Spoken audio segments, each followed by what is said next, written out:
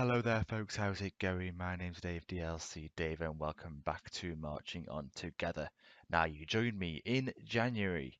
We are on the scouting screen, we're having a look for players, and if you take a look in the top right of your screen you'll see a transfer budget, bear with me, transfer budget of £72 million with a wage budget of almost £200,000 per week. Now, the reason why that is, well, I'm not giving me any more money. The reason why that has happened is we have sold, well, there's been a big sale. Down here, well, there's been a few actually. Malcolm is the big one though. He's gone to PSG for £70 million. A fantastic footballer, no doubt, and absolutely probably a world-class player. We just couldn't get him on the pitch. Not really. Like, he always played well, but obviously he had that horrific injury when he after the first half of his first season, and then he kept picking up little niggly injuries and missing just weeks. So obviously, yeah, the damaged cruciate ligament, which was 7 months out, and then it was just weeks. It's so not much here, but 6 weeks, 2 weeks, and in the end, when PSG came in with a bid for double what we paid, I was fairly pleased to think, well, move him on. We'll try and bring in somebody else to replace him. And that has actually proved quite difficult, to be honest. Um, we are looking. We are very much looking. The other outs that have been, we let go of Gango. He was a bit unhappy about not playing too much, and well, I quite liked him again. He was just getting frustrated. So we've let him go. In fairness to him, he hasn't played enough. Um, when he played, he did well and he scored, but he wanted to go play first team football, so he's gone to Everton for almost what we paid for him, and good luck to him. Luke Garbett has gone out for £3 million to Watford. Somebody who came in 3.2 million our first season in the Premier League, has never really let us down, but it's been overtaken now, and he's actually moved down to the Championship with Watford. And yeah, he's always been a good player, and I wish him well. Another player's gone out as on loan. So the ins, we've had two ins. I'll go with the smaller one first, which is Samuel Freitas, who is an 18-year-old Portuguese under 21 international, and I'm pretty sure he's a regen, and he looks really good for me. He looks like he's almost there now. I mean, he's almost 19. He's a couple months away from being 19, and for me, he looks really good. He's going to go into 23s this season, but next year I think I'll be calling him up.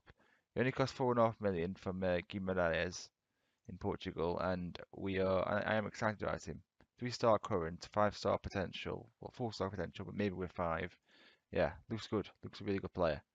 And the other one, player you might have heard of, is Theo Hernandez, who is the French left back that I think in real life has just signed for Real Madrid. Now, he was on a transfer list at Real um, for 13 million.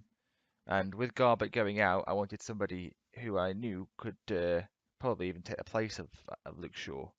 Perhaps I made a little error with Luke. Maybe I thought I saw the name and thought he'd be better than he actually is.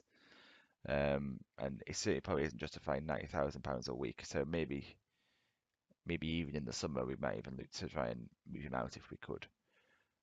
So that brings us that brings you up to date really. We are at the I'll go through the games actually. That's a good idea, isn't it? So the last time we played was I think you saw it was a 2-0 home win against Barcelona. We played a lot of games, and for the most part, it's been really good. We had a little dodgy spell straight after that game. A 2-2 draw at home to QPR was very poor. Jordan Ibe scoring two, equalising against Neto and Jesus. And then we lost away at Swansea, a really poor game. We lost Andre Gray getting the goals, but we did bounce back really well. We beat Man City 2-0, Gabriel Jesus scoring twice against his old club, and then a very comfortable. Well, really, it was comfortable, even though we were 2-0 down. Watford were not a very good Championship team.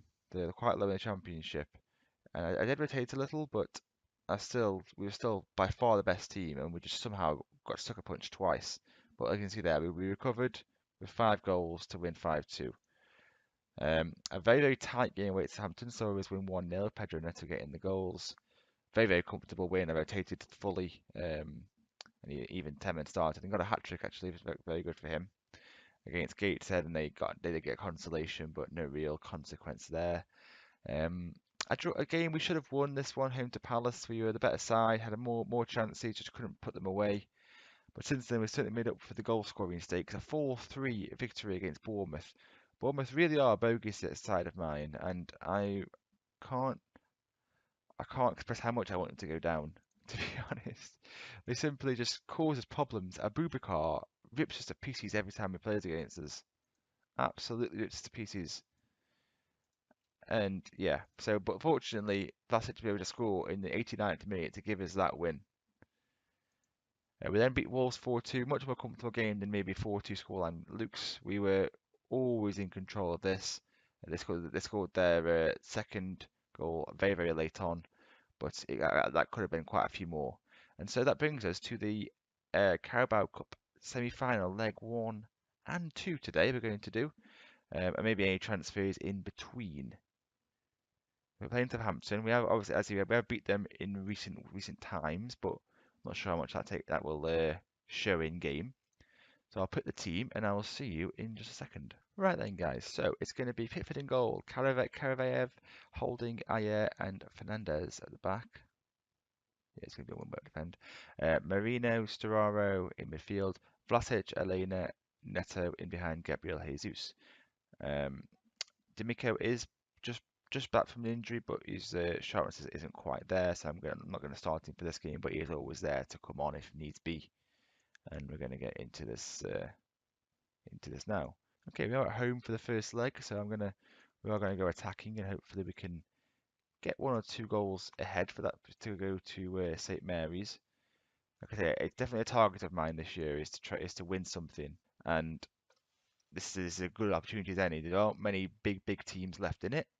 So I would probably make us one of the favourites to actually go on and lift the cup. They have a corner here early on.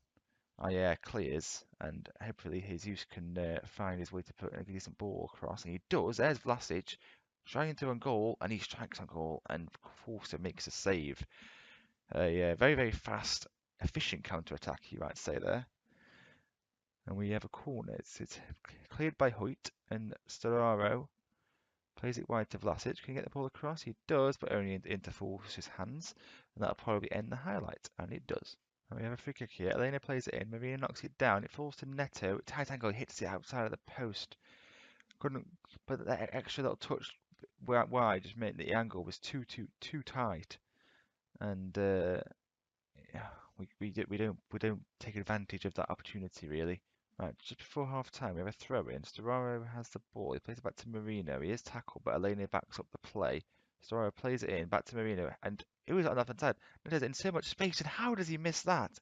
Pedro Neto was in so much space. You could see it as the ball went into Jesus. He's just in acres, and somehow we are not winning this game. I've got no idea how. We've had good chances. I'm going to tell I'm not happy.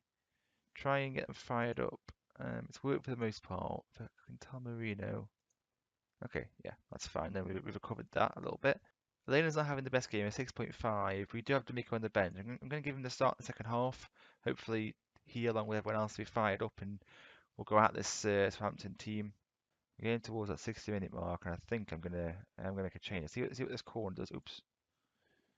Marino to Neto, and he passes it for some reason. Neto again this time, and this time he does score. About time, if I'm being honest. Pedro Neto with the goal. We take a 1-0 lead. Let's have a look at this goal again. So it was a corner played in by Elena. He went to the edge of the box, knocked down by Storaro to Neto. He went to hold him back. I don't know why he played a little 1-2, but it worked out in the end. He took a touch and fired it into the bottom corner. And I am still going to make that change. I'm going to bring on D'Amico.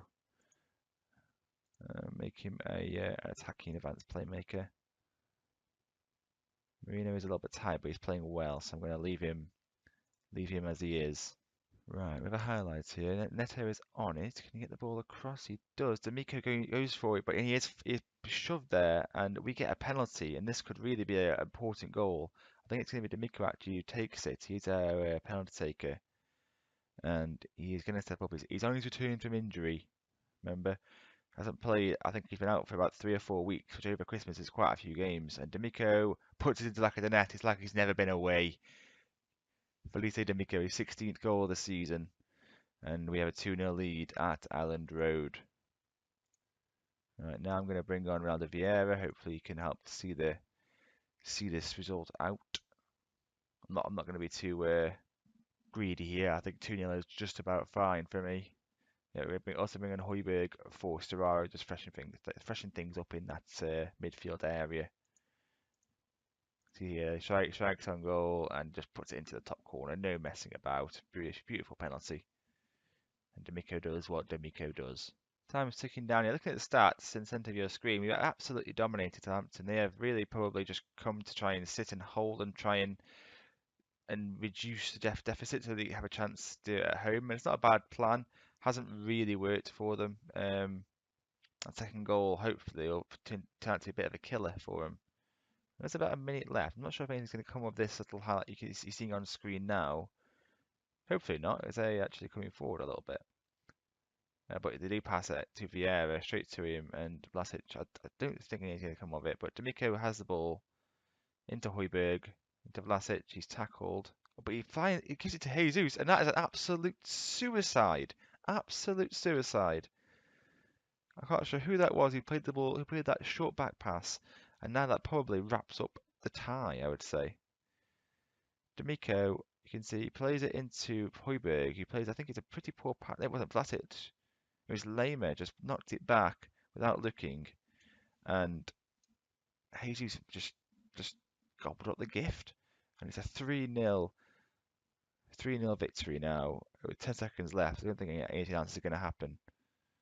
And it's very, very comfortable now, and I am pretty confident we will be in that cup final, which is really exciting. Now, that first cup final, as Vlasic plays the ball in, Forster gathers, and I'm assuming the referee will, in a second, blow that final whistle.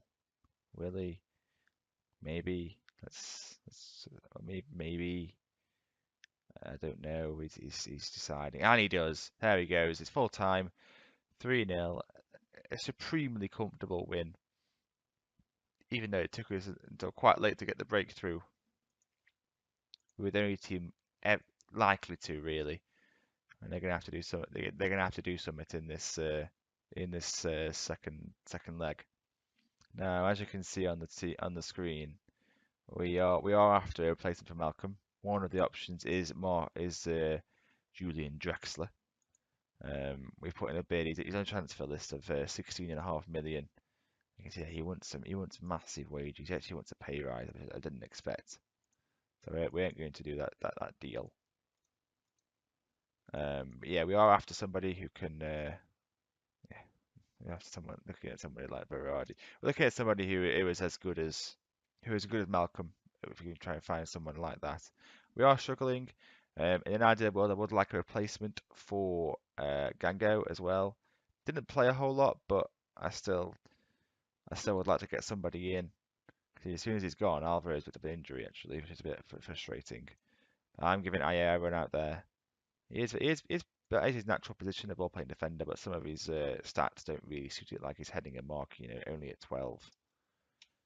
So yeah, it's going very, very well. We're in second place in the league, but we are nowhere near Man United, and that's got to be the long-term aim, really, is to try and somehow catch up with that amount of dominance. Yeah, they've won the league every single year in this save, and they look to be on course to do it again.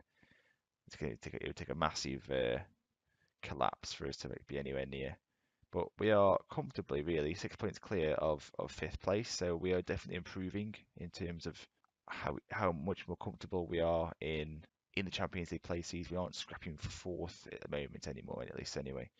We're actually fully in there fighting, and we are going to face Monaco in the Champions League, which is an exciting game. So I think actually I'm going to change what I said. I think this episode's gone on probably quite long enough as it is. I'm going to assume we're going to get through dangerously, and I will bring you the next episode will be that cup final. I can't see Southampton scoring 3 goals past us. We don't concede that many goals. 3 goals. We scored 2. We don't generally concede too many goals. So I would say that we probably are there now. And yeah, so if you have enjoyed this episode, guys, please do leave a like, subscribe to the channel if you'd like to see more. Follow me on Twitter, of course, at DLCDave1. And until next time, I'll talk to you guys later. Goodbye.